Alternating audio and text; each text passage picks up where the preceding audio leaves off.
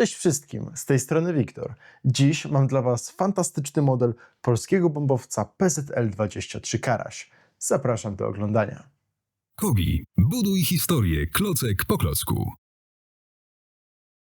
Na froncie przedstawione są wszystkie najważniejsze informacje dotyczące tego zestawu. I mamy tu m.in. nazwę, skalę, ilość klocków, numer katalogowy zestawu oraz oczywiście kolekcję historyczną, w skład w której ten model wchodzi. I w tym przypadku jest to Historical Collection World War II. No i oczywiście na przedzie mamy pięknego polskiego Karasia, który przelatuje prawdopodobnie gdzieś nad Polską we wrześniu pamiętnego 1939 roku. Na odwrocie pudełka przedstawione są inne wartościowe informacje. Między innymi mamy podpisane figurki, kto jest kim. Mamy również tabelę techniczną, gdzie przedstawione są wszystkie najważniejsze informacje dotyczące oryginalnego samolotu. No nie zabrakło oczywiście archiwalnej fotografii słynnego Karasia, no i przedstawione zostały niektóre funkcje wraz z wymiarami modelu. PZL-23 Karaś, zbudowany z 586 klocków w skali 1:32 po zbudowaniu, mierzy 28,5 cm długości, 43 cm szerokości oraz 14,5 cm wysokości. Tak więc są to klasyczne wymiary samolotu w skali 1:32. Model wykonany jest prawie w całości z klocków w kolorze brązowym. Taka była malatura polskich samolotów, które walczyły we wrześniu 1939 roku. Niedawno na kanale Kobi pojawiła się recenzja innego polskiego samolotu, czyli PZL-a P11C, który również jest w takim charakterystycznym brązowym kolorze. Z kolei od dołu samolot pokryty jest klockami w kolorze błękitnym, a to dlatego, by w locie załogi, które służyły na ziemi, nie widziały tego samolotu i by ten aż tak nie rzucał się w oczy i po prostu zlewał z niebem.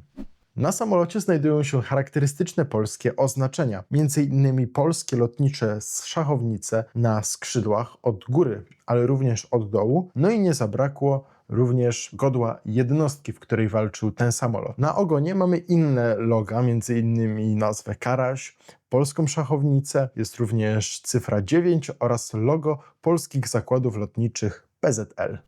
Samolot, jak już powiedziałem, był podstawowym samolotem bombowym, który zaraz obok łosia bardzo dawał Niemcom się we znaki. Stąd pod jego kadłubem mamy podwieszoną znaczną ilość bomb, które bardzo napsuły krew niemieckim czołgistom i w ogóle niemieckim zagonom pancernym. Ale oprócz tego samolot ten uzbrojony był w karabiny maszynowe. Między innymi jeden karabin maszynowy polskiej konstrukcji wzór 33 oraz dwa karabiny maszynowe konstrukcji brytyjskiej Vickers F, z czego jeden znajdował się z przodu, a drugi znajdował się w koszu dolnym i był właśnie podwieszony od spodu. Oczywiście bomby w naszym Karasiu są odpinane. Jest to bardzo ciekawe i fajne akcesorium, które ma również ogromny walor zabawowy, bo podczas zabawy można je spuścić na jakiś niemiecki czołg.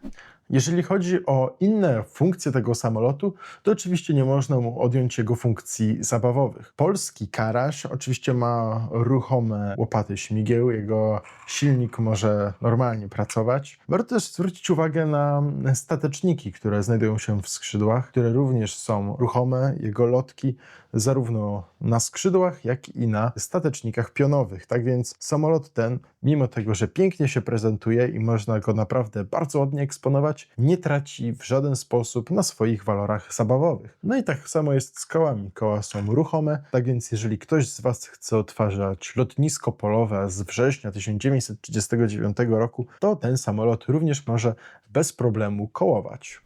To, na co jeszcze chciałbym zwrócić Waszą uwagę, to ogólny kształt i bryła Karasia. No, pamiętajmy, że PZL-23 był całkiem skomplikowanym samolotem, jeżeli chodzi o jego wygląd i ciężkie jest odwzorowanie tego samolotu, zwłaszcza z klocków, a tutaj udało się to zrobić perfekcyjnie. Zarówno jego gwieździsty silnik, cała obudowa została odwzorowana w bardzo ciekawy, ten ładny sposób, ale również chciałbym zwrócić uwagę na kabinę. Ten cały przeszklony jeden element jest bardzo dobrze wykonany, no i daje nam też podgląd, jak mogła się czuć załoga tego samolotu, jaką oni mieli widoczność, jak to wszystko wyglądało z ich perspektywy. Oprócz tego dwie wielkie gondole, które znajdują się od spodu i mamy tutaj dwa koła.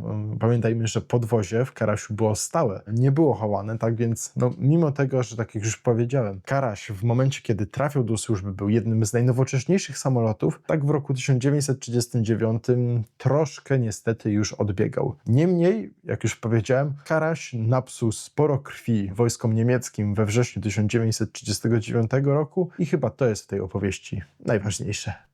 Do zestawu mamy dołączone aż 3 bardzo ciekawe figurki, które przedstawiają polskich pilotów. Wszystkie 3 figurki są ubrane prawie jednakowo, bo pamiętajmy, że kombinezony lotnicze były jednolite. Kombinezony są w ciemnobrązowym kolorze, widać tutaj szare, właściwie takie piaskowe paski, zapewne od ewentualnych spadochronów. Figurki mają czarne rękawice, chociaż nie wszystkie, i do tego są brązowe pilotki z nadrukowanym wizerunkiem gogli. Jedna z figurek, która prawdopodobnie jest nawigatorem, operatorem luku bombowego, ma na swoim torsie również białą mapę. Orientacja w terenie, zwłaszcza kiedy latało się samolotem, musiała być bardzo dobra, tak więc jest to bardzo ciekawy i fajny szczegół. Figurki przedstawiają właśnie pilota, obserwatora artyleryjskiego i nawigatora oraz strzelca tylniego, który siał ferment, kiedy ktoś wlatywał na ogon polskiego Karasia. Dzięki specjalnej klockowej podstawce, na której znajduje się tabliczka z nazwą zestawu oraz mamy 2 piękne, przezroczyste trzpienie, możemy umieścić wszystkie 3 figurki pilotów Karasia i je w taki bardzo ładny i przede wszystkim godny sposób wyeksponować, bo wiem, że nie wszyscy lubią trzymać figurki w kabinie, w kokpicie, a tutaj dzięki tej podstawce możemy je w naprawdę ładny i ciekawy sposób wyeksponować. Samo założenie Karasia jest również bardzo proste dzięki 2 otworom. Wystarczy go lekko wsunąć i wasz Karaś już jest na pięknej klockowej podstawce ekspozycyjnej. To już wszystko na dziś. Dajcie znać, co myślicie o kultowym Karasiu w komentarzach pod tym filmem. Zachęcam też do odwiedzenia naszych innych mediów społecznościowych na Facebooku, Instagramie i TikToku, gdzie publikowane są nowości i inne ważne informacje.